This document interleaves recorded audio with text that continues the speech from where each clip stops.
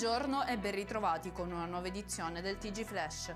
Dichiarato lo stato di crisi e di emergenza regionale dal presidente Renato Schifani. Si prevedono per oggi e domani forti venti e temperature più alte delle medie, uno scenario che potrebbe favorire il propagarsi di incendi. Per questo circa 1500 operai del Corpo Forestale sono stati richiamati in servizio. Blitz nel quartiere di San Berillo a Catania, dove è in atto l'operazione Alto Impatto. Sul luogo carabinieri, polizia e guardia di finanza. L'obiettivo è quello di individuare condotte illecite, prima tra tutte la fiorente attività di spaccio.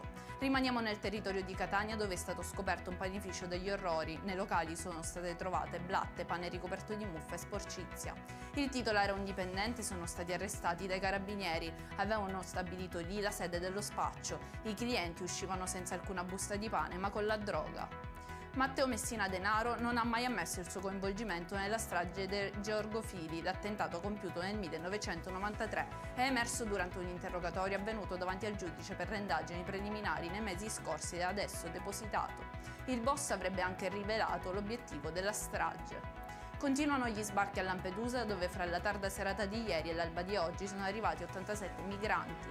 Gli agenti della squadra mobile di Agrigento hanno inoltre arrestato 5 migranti per diversi reati.